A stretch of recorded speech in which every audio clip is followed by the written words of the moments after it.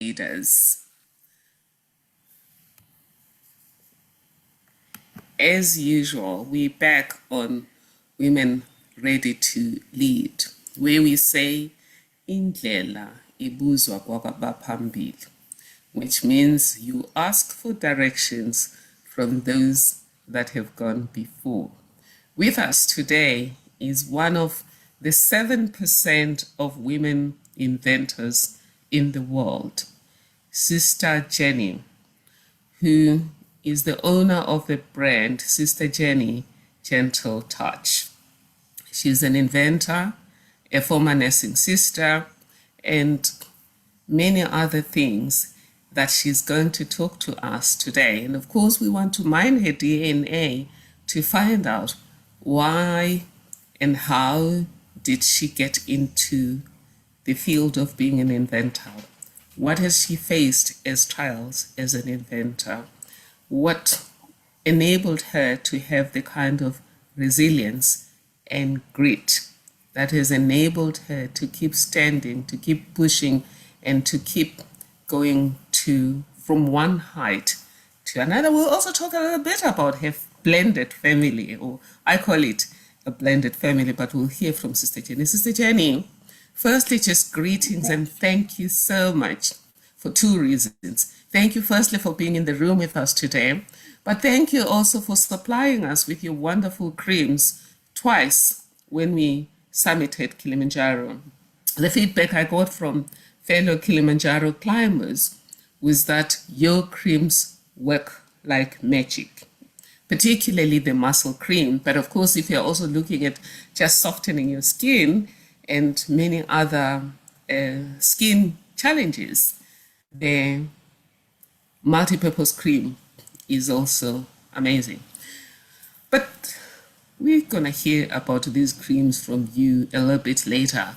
Let's start where things start. Do you want to firstly just greet the people? Then I will ask you my first question. Good day to you, Prof. It's really an honor to be here today with you. What an incredible opportunity. This is a dream come true. And thank you for having me on your Woman to Lead. And I'm very honored to be an inventor in South Africa and representing part of the 7% of women inventors in America, incidentally. It's quite fantastic. I was very honored to be in this book. Isn't that amazing?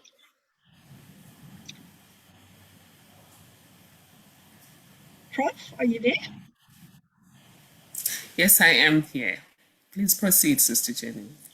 Many years ago, Robert Bear interviewed me in America on Invention Stories, which is an Invention Stories podcast in the USA. And it was about an hour interview, which was absolutely phenomenal. And that got me a lot of international recognition. And that's why Sister Jenny became a world famous brand. And now he's wonderful. A whole chapter in his book. That's amazing. Congratulations on appearing on chapter 13 of Robert J. Beer's book on women inventors, where he says you're one of 7% of this breed of women leaders. But let's start where things start here at Women Ready to Lead. Tell us a little bit about yourself, about the circumstances of your birth and the things that influenced you as a child. And in that process also, if there were any women that influenced you as a child. Yes, Prof, thank you for asking. I was born in Johannesburg, and when I was 3, I came to live in Pretoria. And from the age of 3, I used to massage my father. He had a fractured spine before I was even born. And the person who really influenced me was my mom. She was absolutely amazing. She was the kindest, most caring person. She grew up, when she was 5 years old, her father passed away. And she had to go to a Roman Catholic boarding school in Pietermaritzburg. And there was no Jewish shul or the Jewish church equivalent. So every week she went to a different church because she had to go somewhere. And she studied all the different religions, and she taught me to be this non-judgmental, loving, caring, compassionate human being who accepted everybody without any judgment whatsoever. She taught me to love unconditionally, and that played a huge role. And since I was 3, I just wanted to help everybody. My father, anybody who was in pain, I couldn't bear them to suffer. So I used to actually mix little bottles in the bathroom, all kinds of concoctions that I could find. And I really wanted a chemistry set, but my parents would never give me one. They were too scared I would blow myself up or do something stupid. And then when I was 14, a friend of mine unfortunately got very badly burned right in front of me. And that was just so terrible because I have this very strong intuition, and this little voice said to me, take her pants off, and I didn't listen because I was scared her brother would actually see her underwear. And then I regretted for the rest of my life because her father was a doctor, said if somebody had taken off her pants, she would not have had such severe scarring. Her pants melted into her skin, and the skin just ripped. And that's where I decided I've got to find a way to heal damaged skin. That was already at the age of 14. And that's one of the reasons I became a registered nurse. And you won't believe I'm still registered to this day. I still do dressings in my practice. Amazing. I specialize as a nursing sister in reflexology and aromatherapy. Amazing. And I do remember coming to your practice once and experiencing after Kilimanjaro, my first Kilimanjaro summit, your reflexology. But before we get a little bit deeper into your work, I want to mine your childhood a little bit more. Apart from your mom, who sounds like she was a resilient person, are there other women leaders that shaped your worldview and the way you have weathered storms in life? When it comes to world leaders, in business, I'd say Margaret Hirsch has been the most incredible inspiration. But Mother Teresa was just an icon that I just wanted to emulate. And Mama Albertina Sisulu, I was so impressed with the way she had the courage as a nurse to stand up for her rights and to empower the woman to lead and get rid of the pass laws. It was a huge thing that she did. And that really had an influence on me, maybe even to becoming a nurse. And another person was Oprah. I found Oprah extremely powerful and inspirational and very caring as well, always wanting to help people. Amazing, Sister Jenny. Amazing. You are inspirational yourself. And two of the women that you have mentioned are women I know and also cherish. Mama Albertina Sisulu, who I was blessed to meet, and I never met Mother Teresa, but I looked at her at a distance, and I know. And I think most people know Mother Teresa, Oprah Winfrey, and they also know about Mama Albertina Sisulu. But a lot of people do not know about Hirsch and what she did and the furniture or business. Maybe talk a little bit about her, who she is, and why she influenced you. Yes, Margaret Hirsch. Margaret Hirsch was a secretary, but she grew up in an orphanage, and she lost her job, I think, and her husband was fixing appliances, and they had a little room, and they just started a business together from nothing, and they built it to an empire. I think they have 22 shops now, and they even have shops in the UK, and she's won every award possible. And even when they had this terrible looting in KZN, the shop burned down completely, all her things were stolen. And she was so resilient, so determined. I wanted to give her the award of the most positive person who survived during COVID. Every day she went on Zoom and had a coffee chat with people and motivated people to get up, not feel sorry for themselves, just keep on and not give up. And Margaret Hirsch, I've actually stayed in a flat in Cape Town when I went to the Innovation Summit.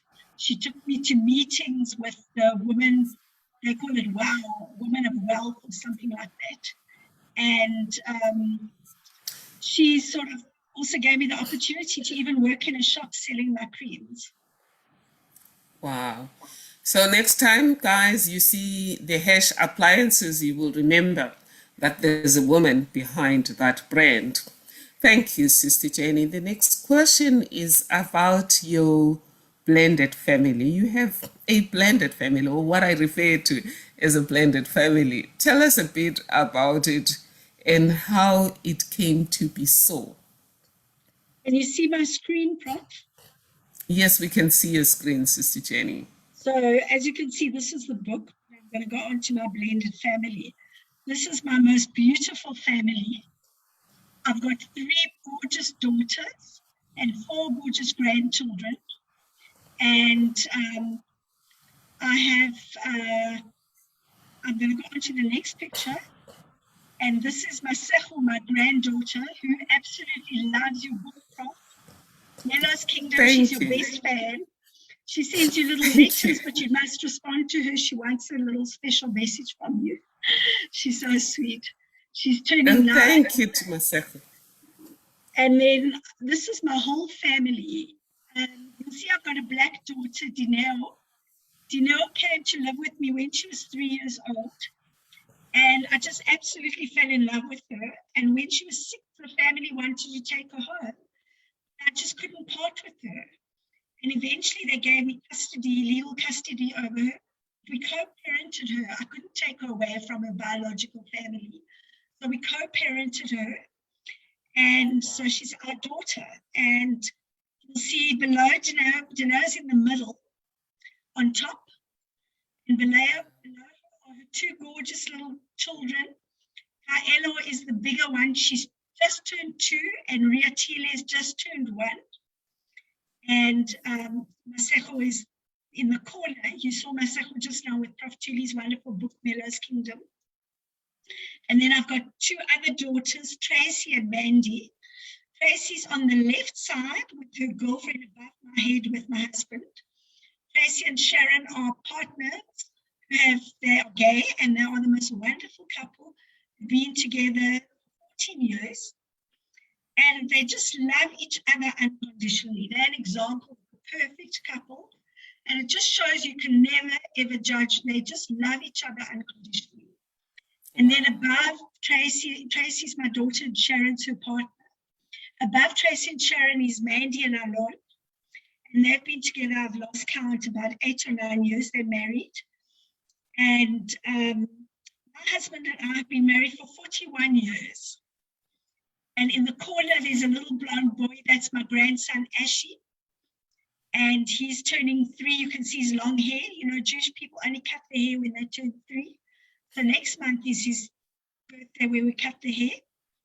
And that's my blended family. Right at the bottom is Dineo with her partner, Neo. They've always got the same name.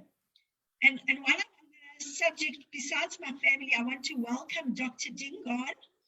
He's a medical doctor who's right this minute operating, Prof. Look at the photograph. He's actually operating and listening to our talk at this moment. Isn't that amazing? Amazing indeed.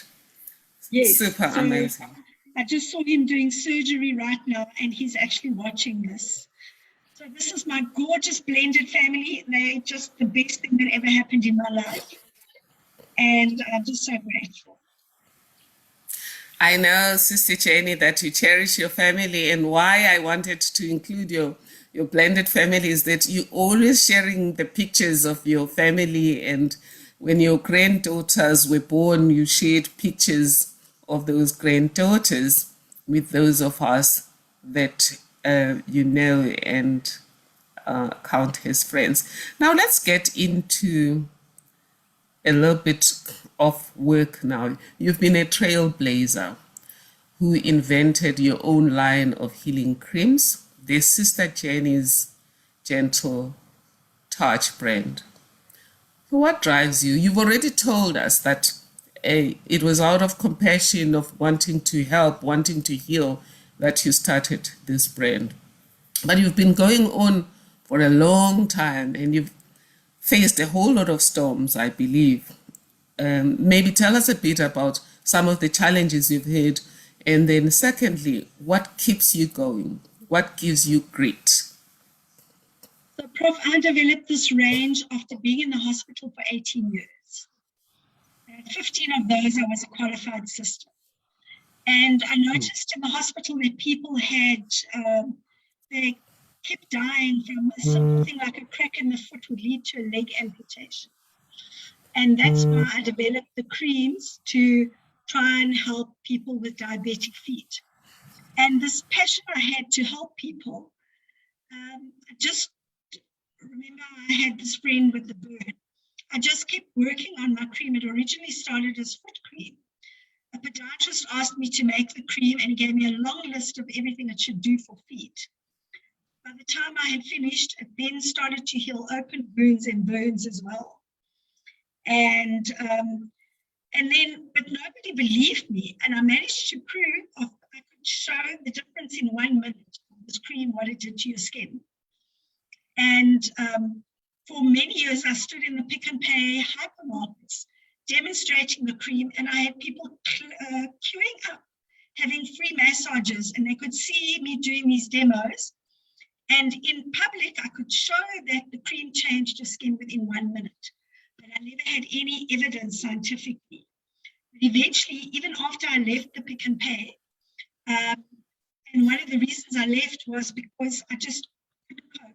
I won so many awards, and eventually I couldn't manage to grow. It was too difficult. And but even after I left the Pick and Pay, I eventually managed to afford the clinical trials on the skin. And I managed to prove that the skin changes within 1 minute. I have a clinical trial on that. Instant hydration, as well as on the wrinkles, instant hydration of the wrinkles and reduction in the appearance of wrinkles. So that was a big challenge that people just didn't believe me unless they saw it. And there was only one Sister Jenny. I used to travel from shop to shop all across the country at my own expense. It was an impossible task. I took my staff with the amount of money I spent and the money I made just didn't compare. I was doing over R1 million turnover, but I was spending more than that on expenses. And eventually, after I left the hospital, after I left Pick and Pay, I was so desperate, I had nowhere to sell my cream. I used to stand outside a shopping center with a little trolley, and being a nursing sister, I could identify anyone who's diabetic and immediately see they needed a product for their feet. And I was selling cream out of a shopping trolley. But eventually I got listed in Take a Lot, and I managed to get on flea markets, and I managed to do another R1 million turnover just doing that on flea markets and selling online. And I got into the National Gazelles. I won the National Gazelles top 40. And that was amazing because I was given a R1 million grant, although I have to say they still owe me a lot of equipment still from the grant. But I must say they gave me a vehicle, beautiful VW Caddy, which is beautifully branded. They gave me filling machines. They did a lot for me. They took me on overseas trips. And they did it. Wow. Yeah, I can't complain. But it has been very challenging. That is amazing, Sister Jenny. It seems to me that when we see entrepreneurs, we see when people have become a success and we think they've become an instant success. From what you're saying, there are moments of joy, there are trying moments as well. Has there been times when you wanted to quit and just go back to nursing? You know what, Prof? Everybody has thoughts in your head. But I was very blessed. In 2011, I did a course called Empretech with the United Nations. It was the second time Empretech was in South Africa, and they brought the whole United Nations to South Africa. And they had the conference with us. And I was so determined to, because I had visions of one day winning the Nobel Peace Prize. And here I had Wow. the United Nations on my doorstep. So I even You told the head, Fiorina Maggioni, one day I'm going to win the Nobel Peace Prize. And I wanted to win this competition they had. And so I persevered. I took these people from the United Nations to the Pretoria Zoo in the middle of the night, and I won the competition. And that was the beginning of winning a list of awards, but I learned skills that helped me to grow my business, the most incredible skills of resilience, determination, opportunity seeking. And that's what got me so famous in China. I used a skill I learned from imprinting to get noticed in China, and that's how I got an interview on TV in China and in America and Malaysia.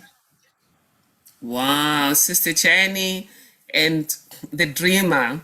Where there's a dream, there are pathways. That Nobel Peace Prize is still possible, or even if it's not the peace one, they have several Nobel Prizes. It's still up there in the air and possible. Now let's get a little bit into two people that I think you know and you met. I've seen pictures of you with them. You know and met Madiba and Mama Albertina Sisulu. How did you meet them and what did they mean to you? Oh, Mama Albertina Sisulu, I met at the Sunny Hill Hospital when my own mother was lying on a heart machine. She came to visit the babies at the Walter Sisulu and Albertina Sisulu Heart Hospital in Sunny Hill. And I was like, we just loved each other. We met in a lift. And one day I was spiritually guided. I told you I have this very strong intuition. I was guided to go to Mama and offer to help her because she needed a back operation. And so I gave her some treatments.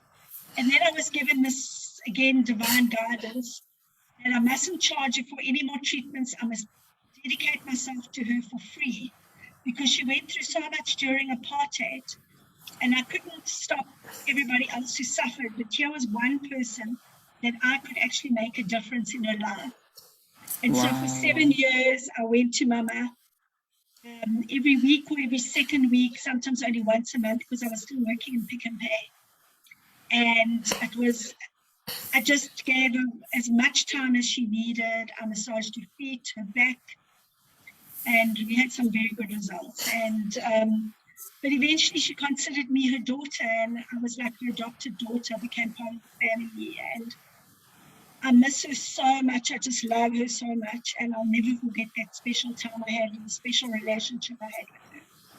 And through that, I was able to have the privilege of meeting. Mama was adorable, and then I had the privilege of meeting Madiba. And my best memory of Madiba, it was so amazing, was the day he gave me the biggest hug. Can you believe Madiba gave me a hug one day when I gave him the cream? And that was the hug of my life. I just will never forget hugging Madiba. That was so special. And amazing. That was it. Amazing. Sister Channing, from having had the heights of winning several awards, meeting Utata Nelson Mandela, having a close relationship with Umama Albertina Sisulu, you are where you are now. Your product, intellectual property, was stolen by some Chinese company. How did this come about, and where is the process now? That's a very sad story, Prof. I was taken to China as a national gazelle. You know what a national gazelle is? It was the top 40 businesses that were identified to grow exponentially. And so they took us to China as the VIP guests of the Minister of Small Business. And I was invited 4 days before at the time.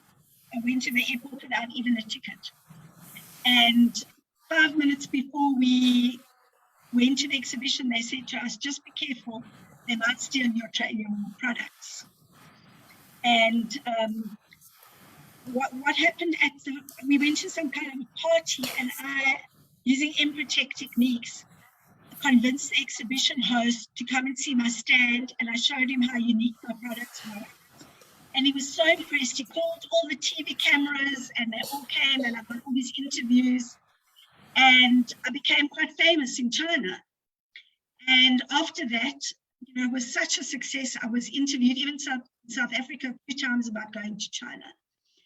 And a gentleman who has business in South Africa and in China came to my office, put the cream, and one day later registered the trademarks for himself in China. And I didn't even know. I thought he was selling my products. Well, he was selling my products, but I didn't know that he'd actually registered the business for himself. And he kept asking me for power of attorney, which I wouldn't give him, because I thought if he had the power of attorney, he could register the trademarks. And then only a year later, I found out, I was sent a letter by an IP lawyer in China saying your trademarks have been copied. 3 trademarks: Sister Jenny, Gentle Touch, and Gentle Healing. And the name of the company, Sister Jenny. And I was devastated, Prof. I couldn't believe it.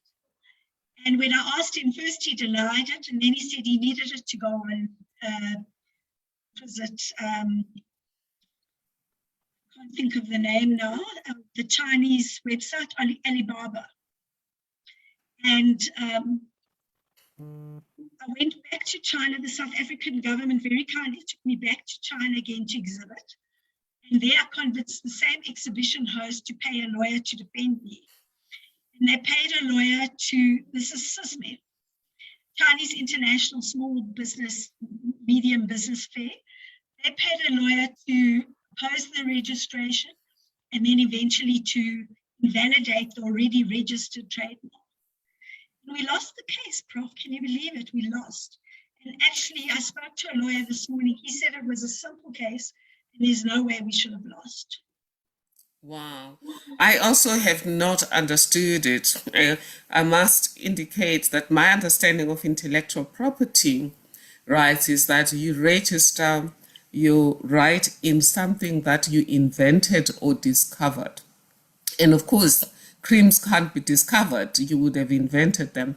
And therefore, I do not understand how the global interface on intellectual property works. I do remember, though, that some American women tried to steal rooibos and protect it as her right. But rooibos, on the other hand, was not invented. It's just something that is from South Africa. And the country won that particular matter eventually. So we have a right to rooibos. I do not understand in your case how the Chinese viewed this matter. But which brings me to the next question. What assistance have you received from the government of South Africa and BRICS? And if you haven't received enough assistance, what assistance would you like from them going forward? Because you are an inventor. Whatever you get back into South Africa is important for our own foreign exchange. You're right. Prof, the government hasn't helped that much in terms of the case. What they have done is they've given me access to the Chinese embassy. And one of the consul economic ministers of South Africa and China actually went to Shandong to speak to the trademark office in Shandong. But this is before the opposition, and they obviously just ignored him because we still lost the case. And the Chinese embassy, the first time, it was 2 years ago or 3 years ago, they promised to send my opposition to China, which I don't think they did, otherwise we wouldn't have lost the case. And the other thing they did now, quite recently, I was given access to them again. And remember, this is new people. And this time they really tried to help me. They contacted the Shandong office, the commercial office in China again. And according to the Shandong office, the man registered legally and I've got no leg to stand on. I must now negotiate with him. And I'm very disappointed. I feel BRICS is an organization that's supposed to protect us and work together between all the nations. And I believe that a trade agreement needs to be made, and I want to be an example to force BRICS, or in a loving way, please excuse me being so forceful, but under my circumstances, I want them to use me as an example why it's absolutely critical that the BRICS countries have to work together and protect each other's brands. Because what's the point of a BRICS agreement if nobody's going to uphold it? I love that, Sister Jenny. I love that idea of turning your adversity into a solution for other people. Because when I was at Harvard in 2017, we were told that a lot of Chinese businesses do not understand the notion of intellectual property, and there's a need to educate. And if this can be taken to the level of BRICS, where the countries sign some kind of pact, number one, the businesses in their respective countries will not steal intellectual property from each other. But secondly, that when that happens, instead of leaving you alone to pay for lawyers and to fight the battle on your own, there should be some kind of BRICS structure that assists you to vindicate your intellectual property, because it's your property. You worked for it. You invented it. For somebody to just benefit from it unethically just because the Chinese law allows him to do it is clearly improper. And I do know that many women that have invented, or not so much invented, but designed gowns in Xhosa, Ndebele, etc., have found them their creations replicated in multitudes by Chinese companies without paying a cent in royalties for these fashion pieces. So it is a problem that is bigger than just your problem. But of course, we have to pay attention to your problem, Sister Jen. And that takes me to the next question. We've all gone through COVID-19 in the last 18 months.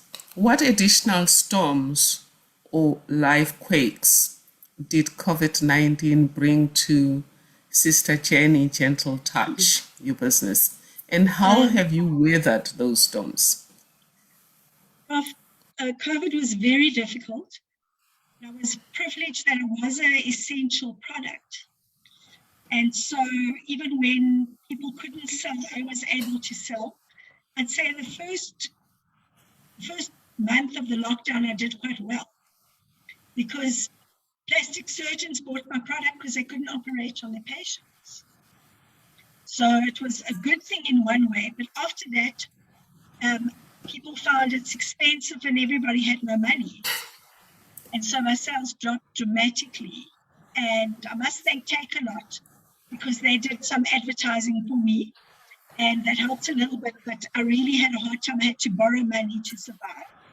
But one thing that got me through, and I'd say even psychologically and business-wise, was Grassa Michelle, Women Creating Wealth, put me on this program to learn how to run my business better. Wow. There's some interference, Prof. And the Women Creating Wealth, Mama Grassa's fantastic organization, Women Creating Wealth. I think even Richard Branson is a sponsor. Can you mute whoever's making a noise? There's no noise on my side, Sister Jenny. Not on your side, okay. Anyway, I must say I'm very grateful, because I did this course with them, which took place right through COVID online. And the support I got emotionally, we were a team of women, about 100 women, maybe 150, I'm not sure. And it was just absolutely amazing. And I learned a lot of skills that I didn't know how to do certain processes and procedures in my business, to structure certain things that I wasn't doing right. And the camaraderie between the women, we used to give each other a peer group counseling, and we learned leadership skills and emotional intelligence, which I really needed to learn. That helped me dramatically. and people were just amazing. I graduated, not everybody graduated. I did manage to graduate, and it was really, really special. I'm very grateful to Mama Grassa for creating such a course that empowered so many women. So all of us, we just had to find a way, and they used some of the empathic skills as well. And it really kept me going under very difficult circumstances.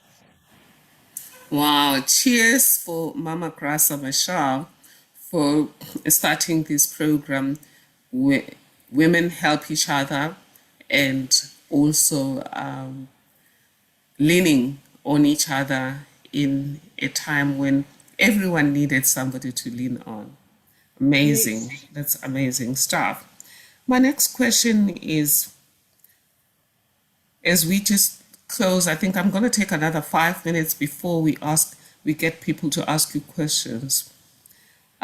What's your leadership philosophy, and how does it approach the work you do in terms of the Sister Jenny, Gentle Touch, business side of things, plus the Sister Jenny Ben Foundation you recently started?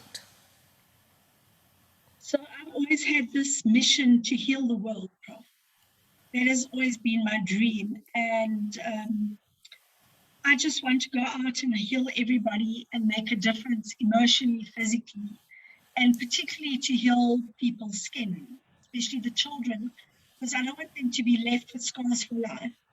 And so I'm just very determined. I'm very empathetic.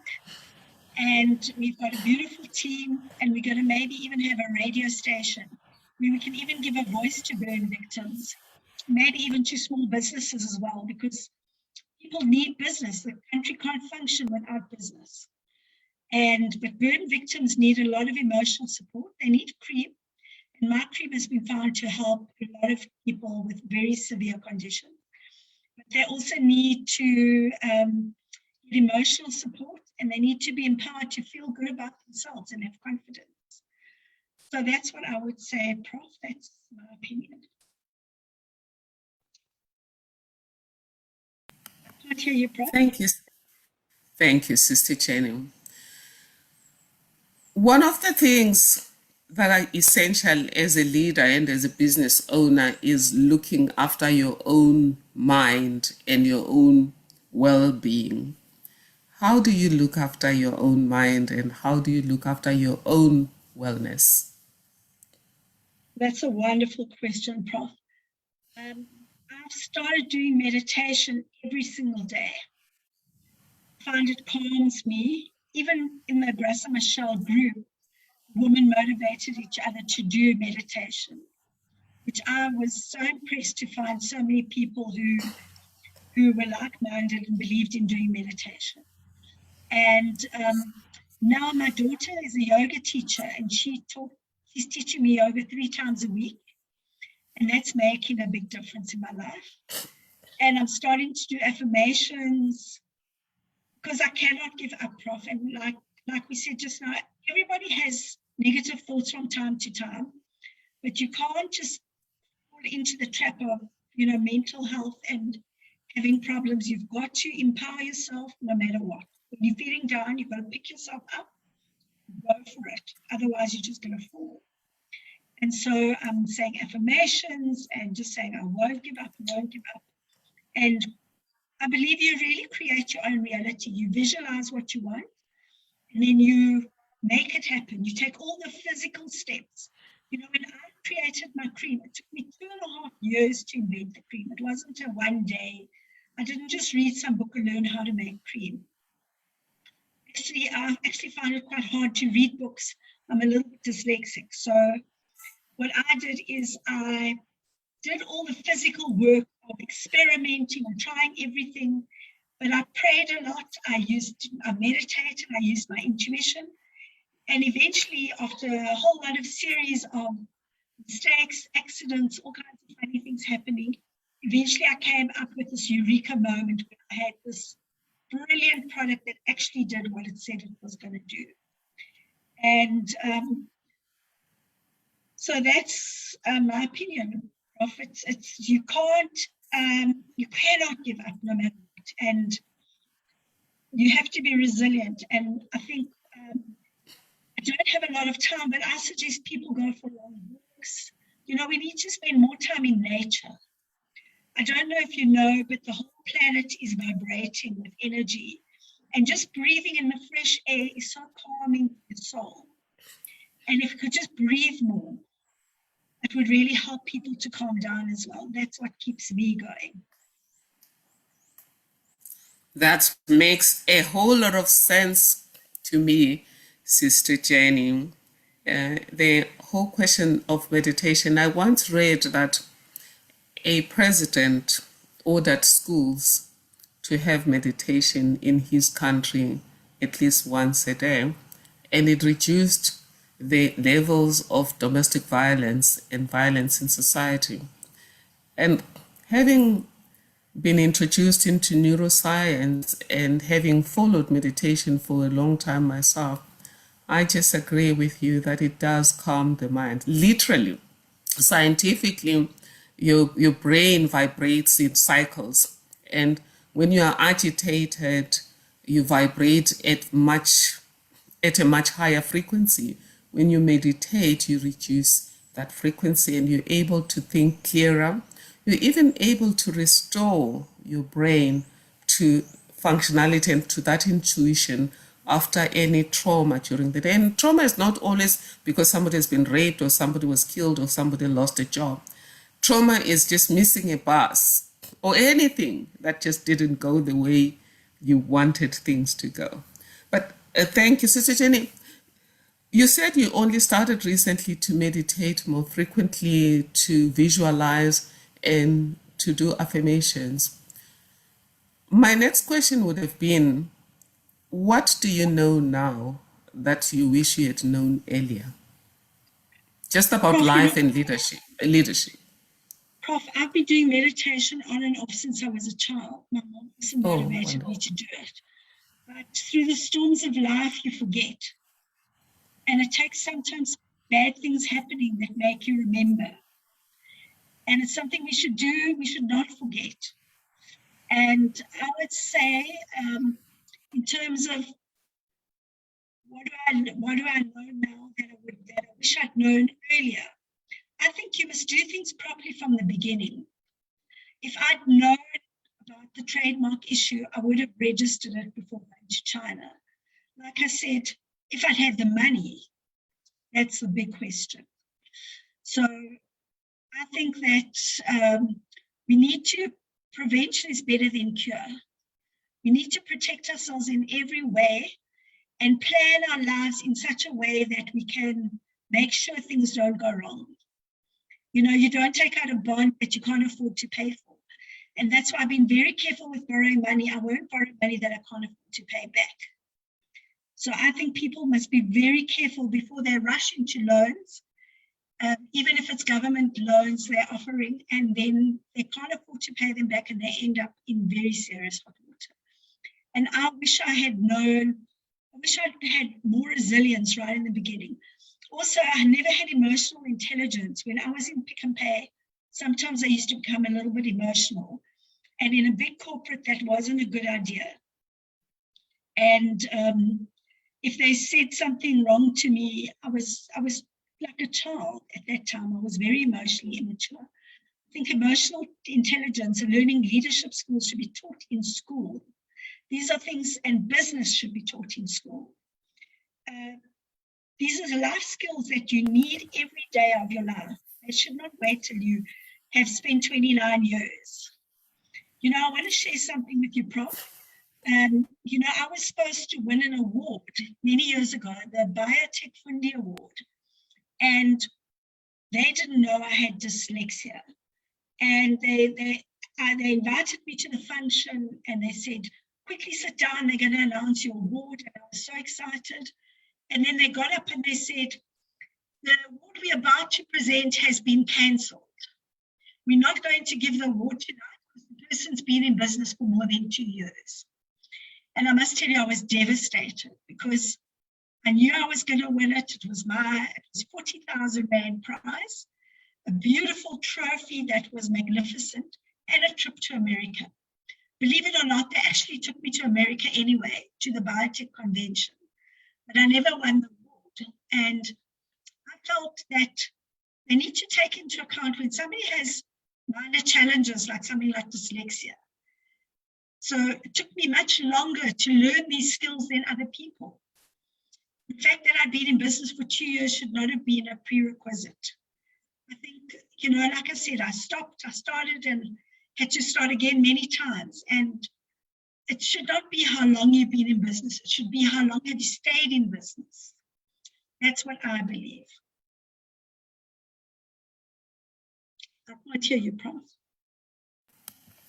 Sister Jenny, amazing your honesty and vulnerability. And it's Brene Brown who says it takes strength to be vulnerable. And here you are sharing the intimate details of your life, struggling with dyslexia and struggling sometimes with emotional intelligence, which many of us have struggled with emotional intelligence. And like you, I agree, it should have been taught earlier, because they do say that it's not the most intellectually intelligent in life that succeed.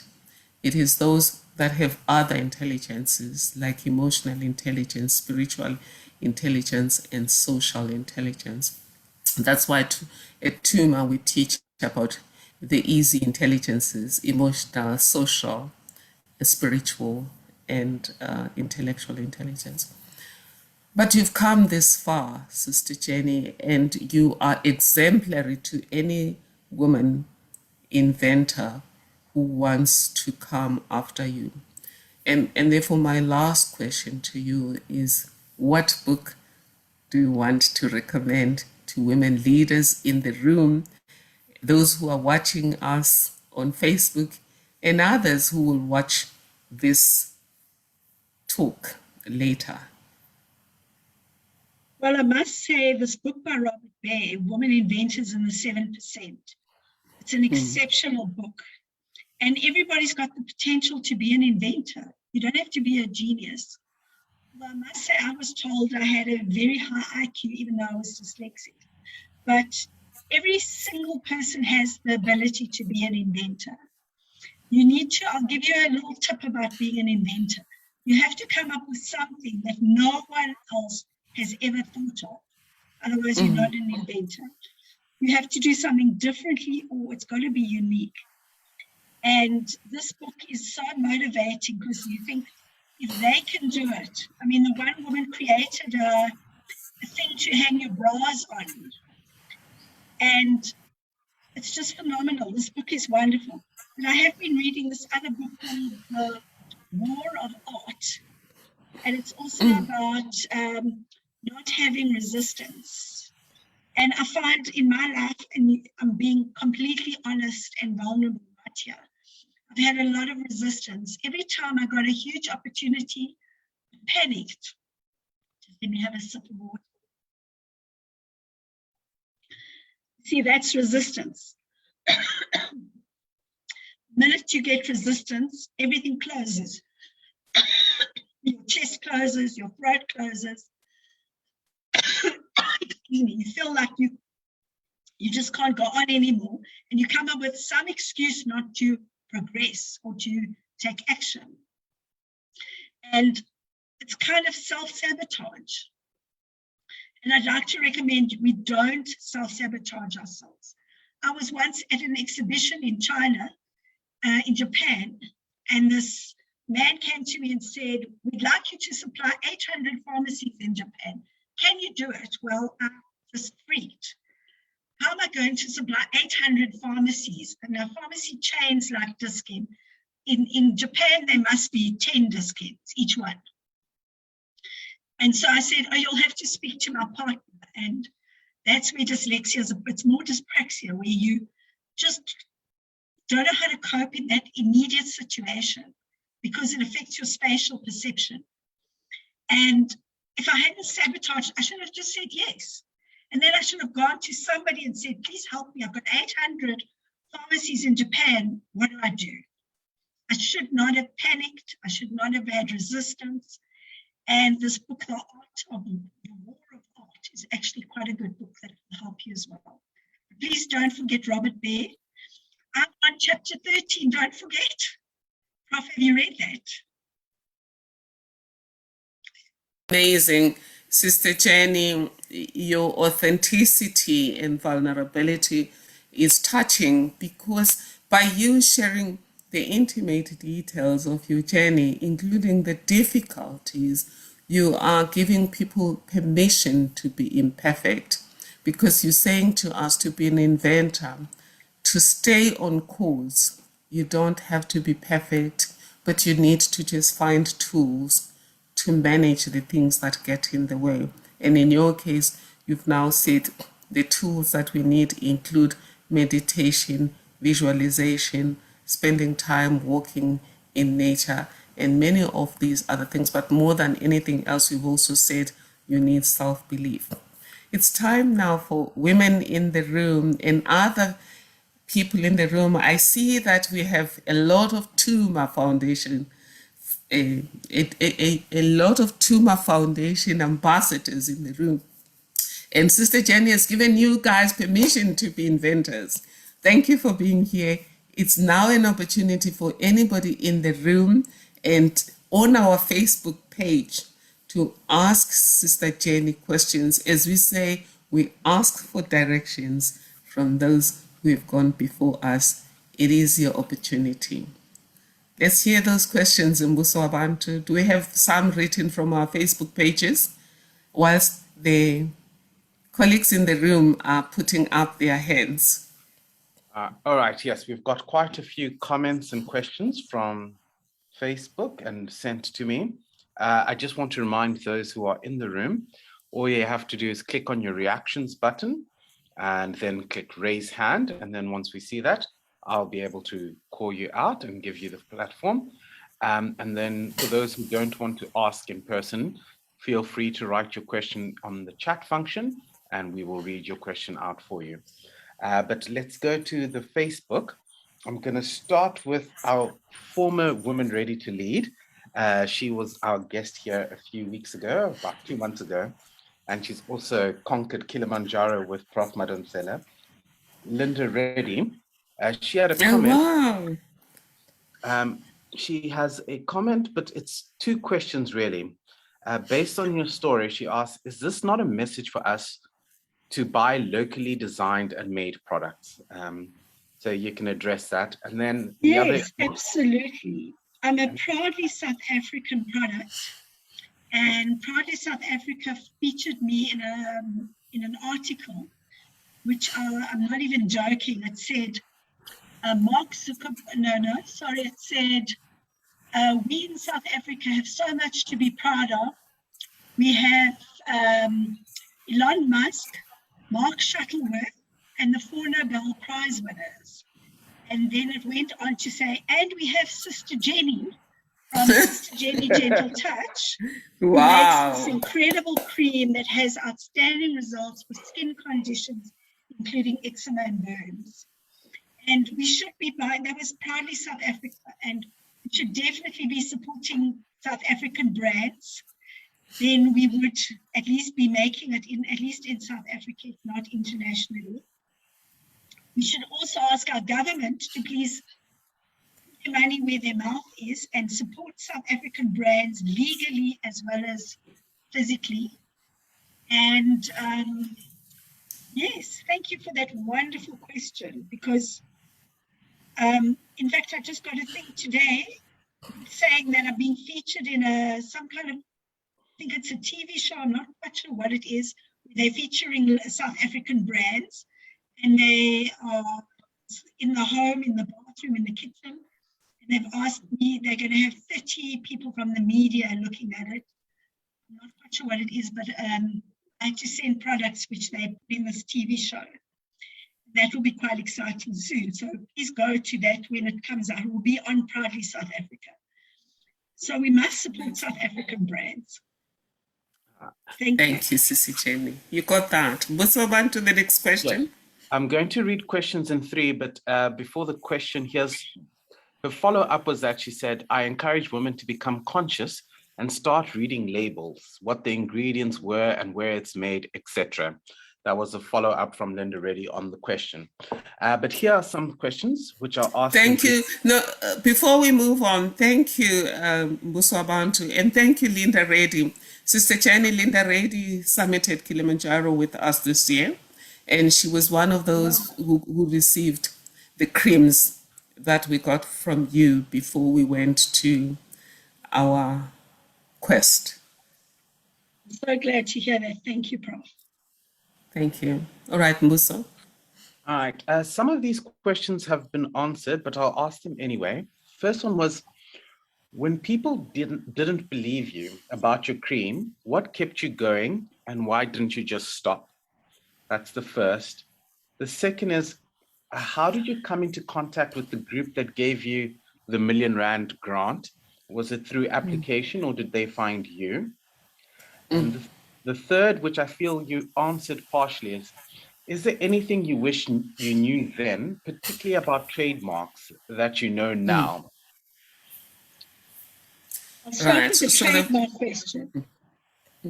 Yeah. I never knew trademarks were territorial. I thought when I registered in South Africa, I was protected in the world. I had no idea that anybody could go to any country and register a trademark. That was quite a shock when I found out. And what kept me going when nobody believed me? It's a very good question. I must tell you, I got so much pleasure when I was in Pick n Pay. The results were so spectacular. It was almost too good to be true. People even walked without their stick many times when I put the cream on them in Pick n Pay. And the one woman could move her hand. She hadn't moved her hand for 35 years. She had a very severe burn. And I'm so glad somebody recorded it, because in front of the 2 Pick n Pay pharmacists, where the woman in about 5 minutes went like this and moved her fingers, even though in the beginning of the video she couldn't move her arm. The arm was like flopping like this. She couldn't move the fingers at all. And I'd say that one video really proved my product was an innovation. And but when I went to Pick n Pay, I could sell 400 products in a weekend. And the only reason why I had a problem was the pharmacists were unhappy because the product was listed in the grocery section, not the pharmacy section. Because I started there before there were pharmacies. I must share one very interesting story. When the Mapunya Mall had a stampede, the opening of Pick n Pay in Mapunya, it was a total disaster. A stampede is a real stampede where people mow each other down. People could actually die. And I was standing there in the pharmacy and my cream was on the shelf. We were there to massage the customers as a little promo. And you know, we sold 8 jars in 5 days. And the reason we sold 8 jars in 5 days to 90,000 people was because we sat there putting cream on everybody's open wounds, crush injuries, treating every single injury. The paramedics were grabbing the cream off the shelves and putting it on people. And Jonathan Ackerman made the most incredible video to thank me and told people I must win awards because he said I saved them a lot of lawsuits. And the pharmacists decided after that it was too hard to believe that such a product could work because they felt I needed scientific proof and I never had clinical trials. And that was very sad. After 15 years, every single day, proving every single thing I said. And Jonathan Ackerman's video, you can listen to it on my LinkedIn profile. He says the letters pile up at Pick n Pay for everybody wanting this product. And he said it was amazing. Thank you, Sister Jenny. Mbuso Band? The last one that you didn't touch on, or the last of the first day, was just about how you came into contact with the grant people. Was it you going out to them or did someone contact you? I think they possibly have a business they're trying to start and want to know what to do. It was through CEDA, the National Gazelles. I'm not sure if they're doing the program anymore, But one of my colleagues from Infotech sent me a link. In fact, the date had already expired. And you see, this is resilience. I'm going to teach you something very important. The date had expired, and in spite of the date expiring, I decided to enter anyway, praying that somebody would change their minds and they would see my application and they would be in. And the first year, I didn't get in, but I got into the top 160, and the top 160 were given some classes, but no special things. And I just worked so hard in the top 160 because I set a goal and I worked towards that goal. And I was going to get into the top 40. Nothing was going to stop me. And the following year, I got into the top 40. So don't give up. That's my message. Wow. Thank you. That's just amazing, Sister Jenny. And you remind me of a book I read from Robert Kiyosaki that said if you want to be rich through passive income, there are 3 things that will surely make you rich. Invent something, write a book, or invest in property. But what has come through here is that it doesn't come overnight.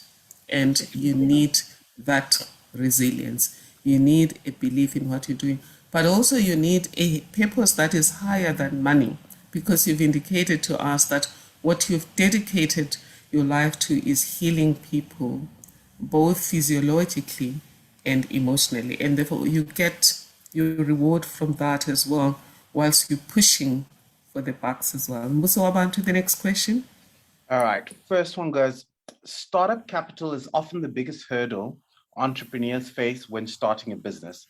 How did you face this challenge? And what would you advise young entrepreneurs to do to get their business going? That's one. Number 2 was, what is the most important lesson on emotional intelligence in business that you learned from the group? I think it was, that's based on the Grassa Michelle's Women in Wealth. You said that there was classes there. And then the third one is, did you face any gender discrimination being a white woman trying to do business in China and around the world? And how did you deal with that, if you did? Hi, Sister Jenny. Okay, I'll have to take them slowly. Can you just repeat them one at a time? All right. So we'll start with the startup capital question. It's that being a hurdle, how did you manage to conquer that hurdle? I never got any startup capital from anybody. I worked doing massages in my aromatherapy practice, and I took that money and I bought some oils, and I had to hustle. I got no money from anybody, and eventually I got to a point where I needed more stock because I had to supply clicks. And then a Jewish organization gave me an interest-free loan with 70,000 Rand, and I paid that over about 5 years. But until that time, it was about, I'd already been going for about 15 years by the time I got the first loan. So, but now you asked me about the racism question. In South Africa, I faced a lot of racism. I think I'd probably still be in Pick and Pay today if I was Black, and I'm not a racist in any way. But they wanted, they had to do the BEE, so they felt that I didn't comply. They didn't know I had a disability. And in fact, the disability has got me into a lot of government programs. But being a white woman in South Africa has been a big challenge, although Grassa Michelle was absolutely wonderful. And it's very, very hard to get startup capital. You first have to prove yourself. Nobody gives you money before you've actually got a track record. You have to go out there. I'll tell you what I learned from Infotech. Infotech, we had to start a business in a week. And we had to make this business grow, make money, and win this competition. Some people said we'll bake cookies. Somebody else said we'll make jewelry. This is in a week. So I thought to myself, we've got to do something that's really going to make lots of money. So I took them to the Pretoria Zoo, and the price was 90 Rand. I charged them 350 Rand, but I charged in dollars. And I ended up winning that competition because I actually lost the competition. And remember, I'm the person who doesn't give up. I found out that I lost the competition by 50 Rand. And then I suddenly got this intuitive message that, hold on a minute, I got paid in dollars. So 10 minutes before, the dollar was so much, maybe if I phone again, the dollar's gone up. So I phoned again and the dollar had gone up and I won the competition. Wow. So you've got to,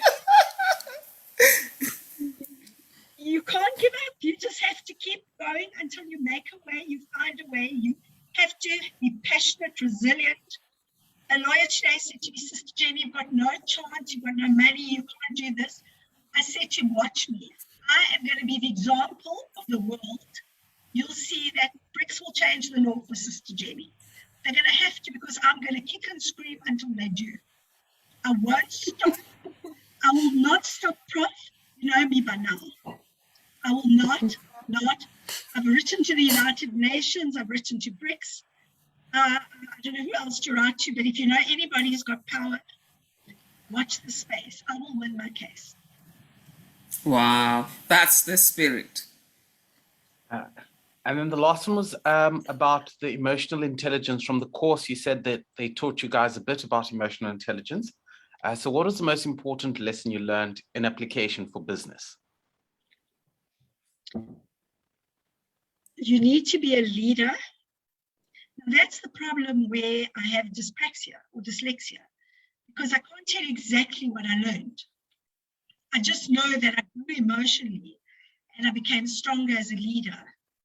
And we learned a lot about Brene Brown and about humility and all the different styles of leadership. An empathetic leader, being emotionally vulnerable. I can't tell you in words because I have dyspraxia or dyslexia. So that's not a good question to ask me. Sorry. But I can tell you from a personal point of view, have courage, be determined,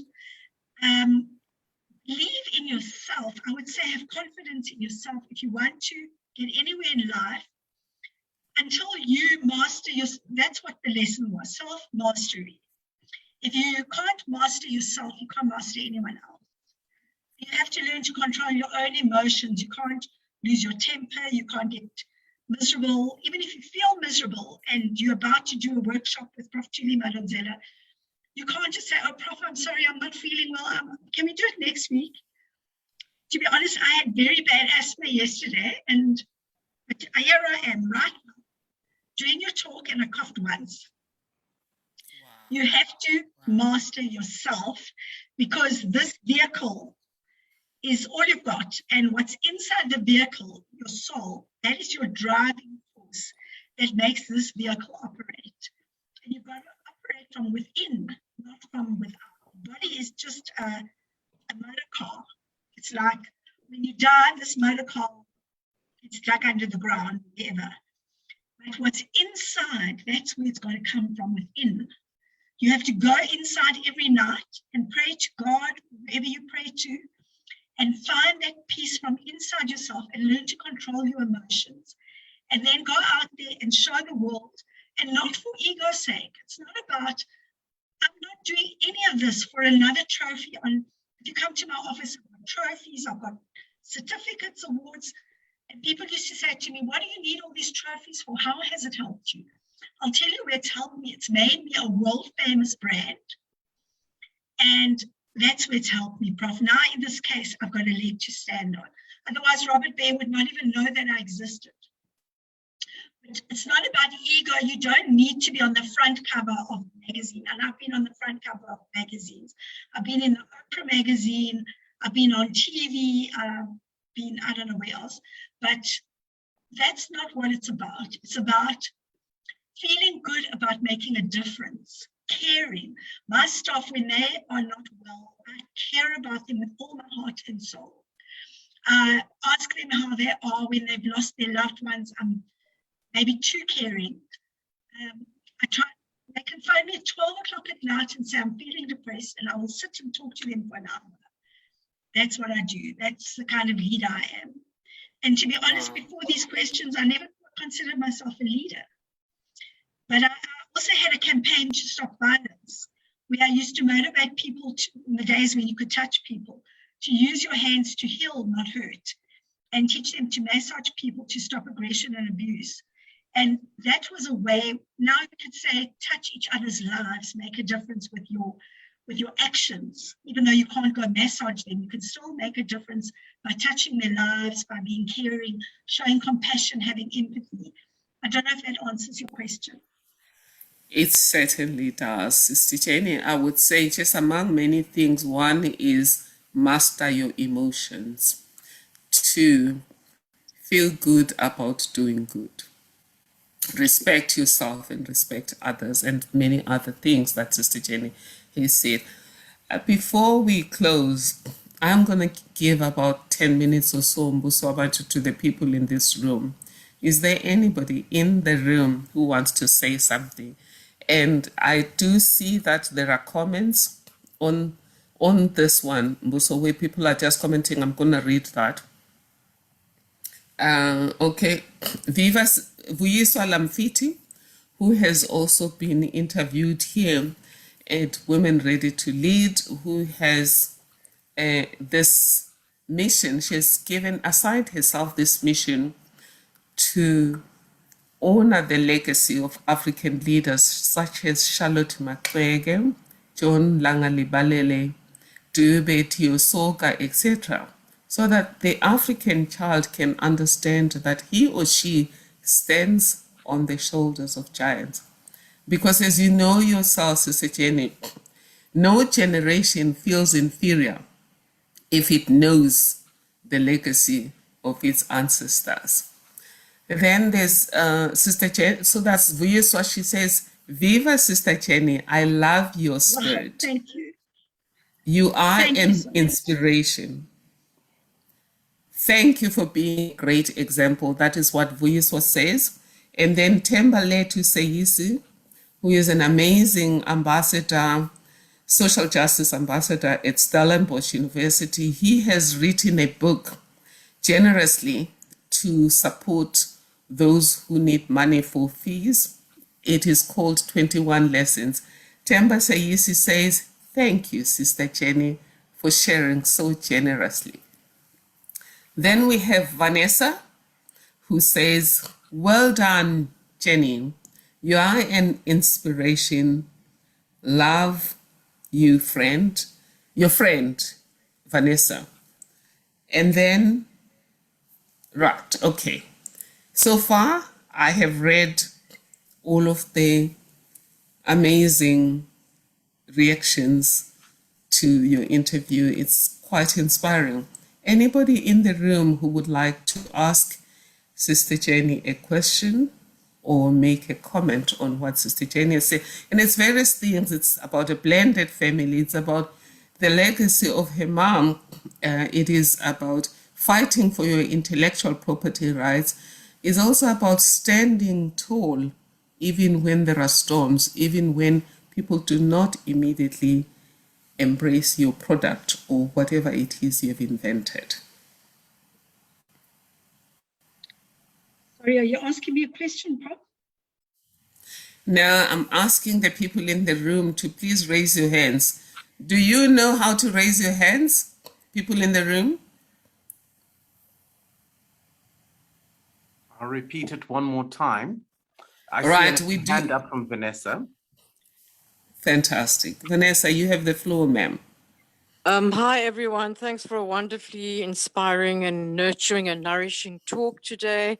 I would just like to it's more like a comment to say that, the fact that Jenny kept going against all odds, against her own personal challenges, against the whole international challenge. And even though, it's almost been taken away from her, that she's still fighting for. It's just, I get quite emotional because as women, we're so conditioned to back down from a fight and always assume that we're in the wrong and, and just walk away. And against all odds, she has just stood firm, and I just salute her. And I feel that we can all learn from her to keep going and believe in what we have to offer, as individuals, as a collective, as a country, as a nation. Thank you so much. Amazing, Vanessa. Amazing, Vanessa. Standing for what you believe in, even if nobody is immediately joining your corner. Sister Jenny, do you want to respond to this amazing comment from Vanessa? Vanessa, that's such a generous comment. In fact, I want to thank everybody for all the beautiful comments. I'm humble because I don't see myself as this big celebrity. My mission is to heal, especially now burns with the Burn Foundation. And if I can just have a word to tell people to try and help me get funding for the Burn Foundation program, because my cream really regenerates the skin. That could actually make me the difference between a child being emotionally stable and non-emotionally stable, because they actually can heal so well that they don't have to be scarred for life. And if we can do this early enough, it can make such a difference. So please, guys, if you know anybody or you can get anybody to help me, this is very, very important that we get funding so we can give them cream, give them counseling and all the rest, and also prevent burns from happening in the future. I'm very passionate about the burns. Like I told you, my friend burned when she was 14. But even my mom got very severe burns. My grandmother had to lie on her stomach for 6 months with a burn on her bum this thick. And I actually can make a difference. So let's find a way. Let's do this together. At the moment, I'm willing to do whatever it takes to grow this business. I'm looking for partners. Anybody wants to come and join me or help me fight my case. But I'm not giving up. I'm not changing my brand. I've been offered to create a new brand in South Africa and register it in China and supply China. I've got 29 years of very good goodwill, and people want Sister Jenny, otherwise they wouldn't have registered in China. How can I give them up? So Vanessa and everybody else, I'm humbled by your absolutely magnificent comments. I don't even know what to say. And the lady who talks about African leaders, if you put me in that category, thank you with all my heart. That's the spirit, Sister Jenny. If you know that the truth and justice are on your side, why back down? And I think that's what Vanessa was saying. You are an example to women, because women tend to then back down when they feel that there's resistance. And you are an example on standing for your rights and standing for what you believe is right. Yes. And then Mbuso Wabantu, take the floor, sir. Yes, I know that the others seem very shy to speak, but I would like to have a comment, which is terrible for a producer. But a few weeks ago, we had a guest, and one of the takeaways from what they said was, let your product do the talking. If your product is good, it answers any questions that might be asked about you. And at the time when I listened to that, I completely agreed. But here, I think you've got such a great product and you've allowed it to do a lot of the talking. But then in the way you do things and you talking yourself and putting yourself out there, I think it's a different type of leadership. And I think it's important to know that, yes, you can produce a great product, but also be a great leader. And I think you have shown a prime example of that leadership and resilience and agility. So I just wanted to say thank you. I've learned many important lessons just from listening to you, even though I've known you for years. Just this one talk, the amount of things that you've said, I think it's important for not just the product, but the manager, the creator, the inventor of the product, to hear what they have to say is just as important. So thank you. Thank you. Well, thank you, Auntie. That is phenomenal. Thank you. I'm humbled. Prof Thuli, I don't even know how to thank you for having me on your program. The fact that you even consider me in this group of women leaders I'm totally humbled. And I have to compliment you, Prof Thuli. You've been one of the biggest inspirations out of everybody in the world. You have been this example of integrity and honesty and the social justice. I've also have a passion for social justice. I think we have to be good, kind, loving, caring, upstanding citizens, not just one day, every single day. And honestly, if there was a Nobel Prize, I'd give it to you, Prof. You deserve the biggest award in the world. I can't give it to you. I haven't got that capacity. But if there's an award, ask me to come and present it. I'm going to present you the next one. Because you deserve it, Prof. You are so humble, so genuine, so loving, so giving. And what you do for humanity, you always talk about what I do. When I said you something, you say, thank you, Sister Jenny, for what you do for humanity. And I think, my goodness, this woman does so much for humanity. How can she thank me? What I did for humanity, what I'm doing is like a drop in the ocean. You are filling the ocean with healing for humanity, Prof. Thank you, Prof. I'm humbled by your presence ever in my life. Thank you.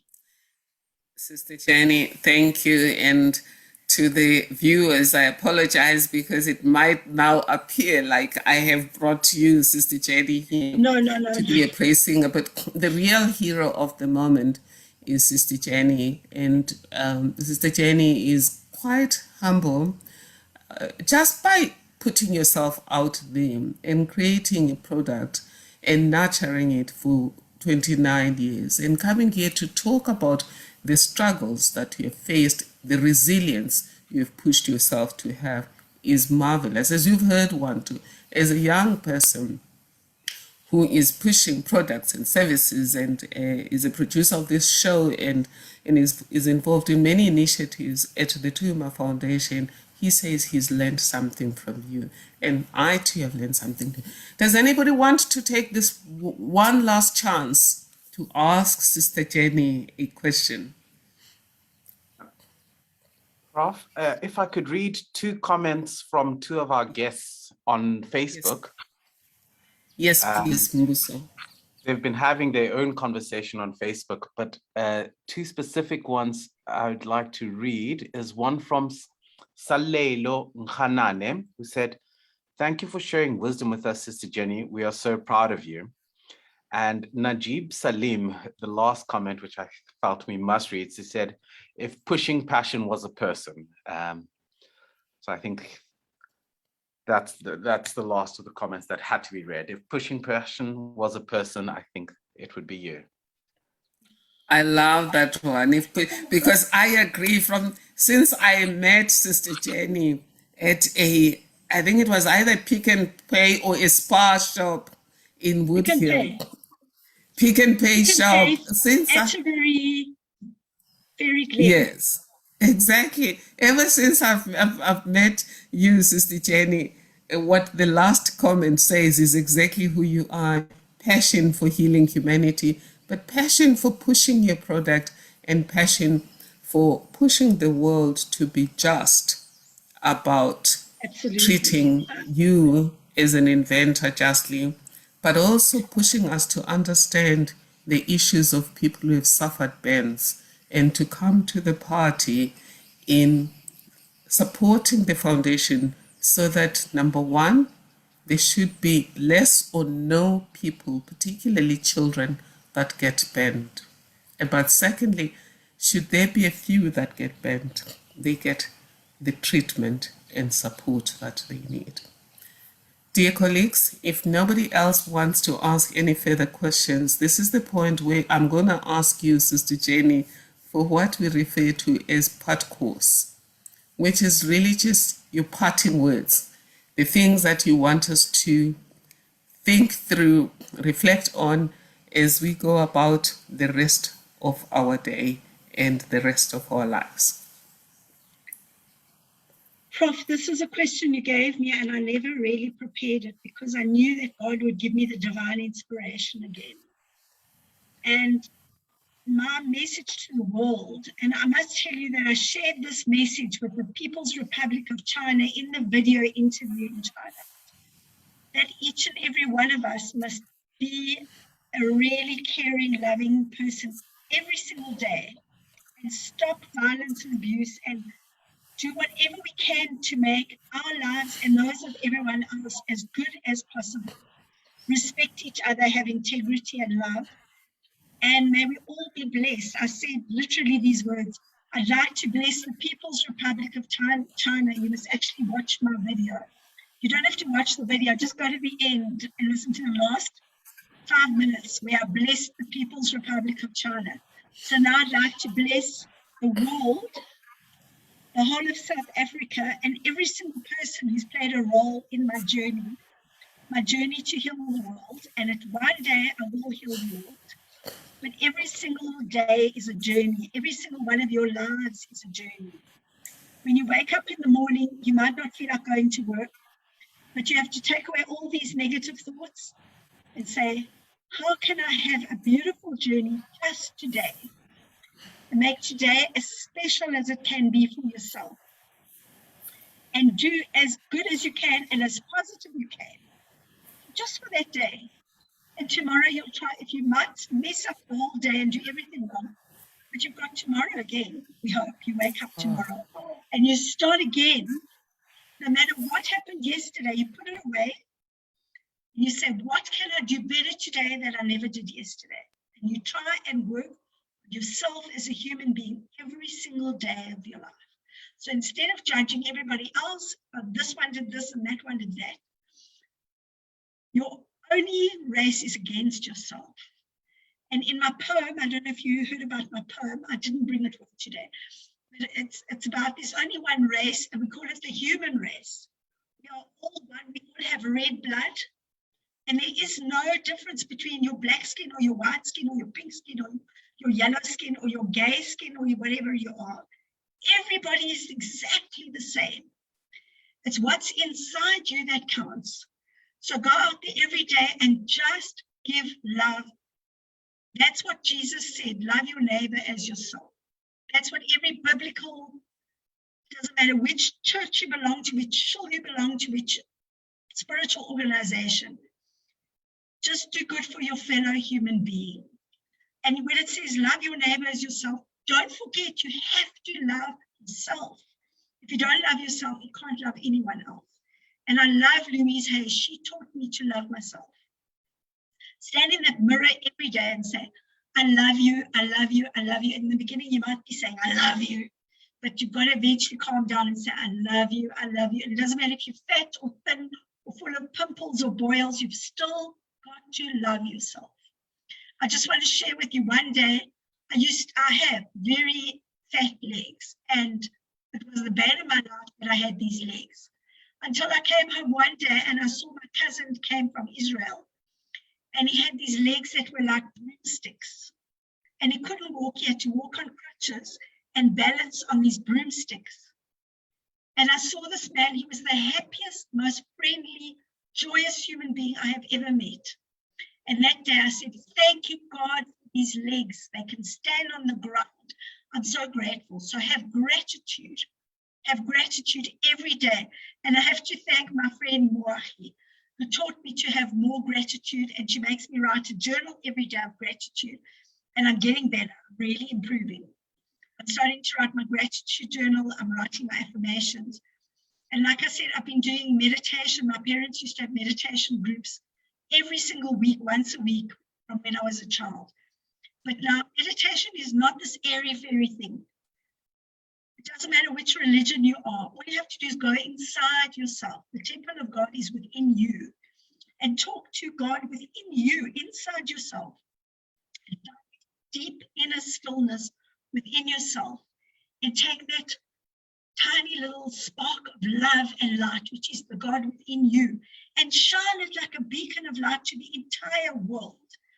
Give that love unconditionally, no matter who, no matter what, no matter where. You won't believe that I bless this Chinese man every single day.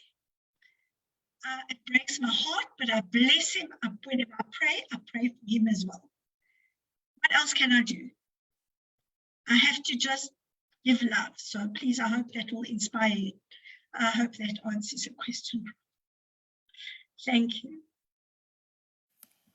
Amazingly. There you have it, women ready to lead.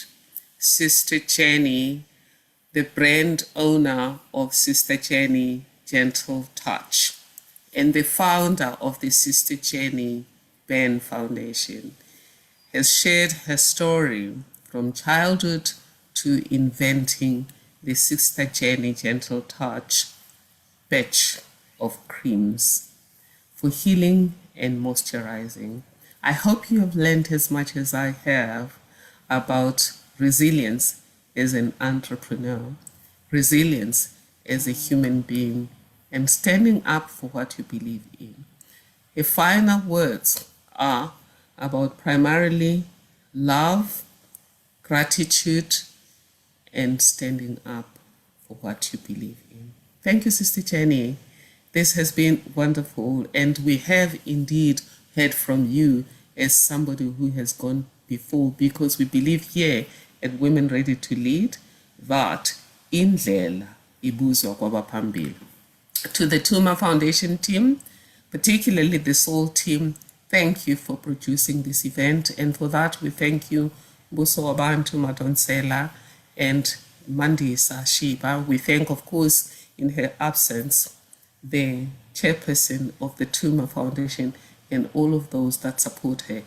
But beyond everything, we thank everyone who's been in this room with us, because without you, there is no show. And lastly, but not least, we're grateful to our guest, you, Sister Jenny, and we wish you the best as you continue to be a blessing to humanity and be blessed in the pursuit of your brand, the Sister Jenny Gentle Touch and the Sister Jenny Ben Foundation. Thank you to everyone. You have a great day and a great week. Blessings. Thank you, Prof. Thank you so much, everybody. I love you all. God bless you. Thank you.